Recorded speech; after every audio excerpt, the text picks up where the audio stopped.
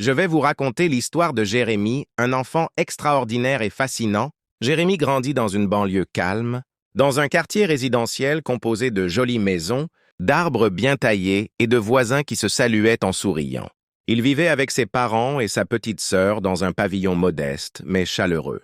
L'ambiance y était studieuse et aimante. Son père, technicien en maintenance industrielle, était un bricoleur passionné. Sa mère, infirmière de nuit, lui avait transmis la discipline, la rigueur et l'envie de bien faire. Dès tout petit, Jérémie posait 1000 questions. Ce n'était pas un enfant bruyant, mais il observait beaucoup.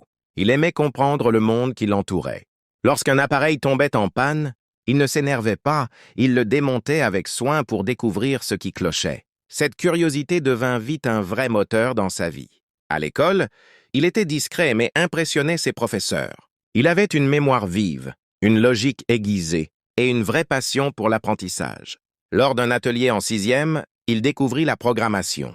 Ce fut un déclic. Pendant que les autres élèves appliquaient les consignes de base, lui testait des variantes, créait des effets et posait des questions bien au-delà du programme. Ses parents, bien qu'étrangers au monde de l'informatique, comprirent vite qu'il avait trouvé sa voie. Avec l'aide d'un voisin, ils lui achetèrent un vieil ordinateur. Loin d'être rebuté par sa lenteur, Jérémie s'en fit un compagnon de route. Il apprit seul le HTML, le Python puis le JavaScript. Internet était devenu son professeur, la curiosité son guide. Au lycée, il se fit remarquer en remportant des concours de codage.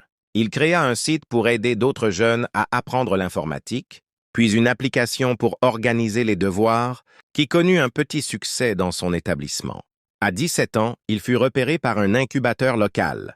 Grâce à une bourse au mérite, il entra dans une grande école d'ingénieurs. Avec 3 camarades, il lança une start-up d'outils éducatifs numériques. Le projet séduisit des investisseurs. À 23 ans, il était déjà à la tête d'une entreprise en pleine croissance. Mais Jérémie n'oublia jamais ses racines.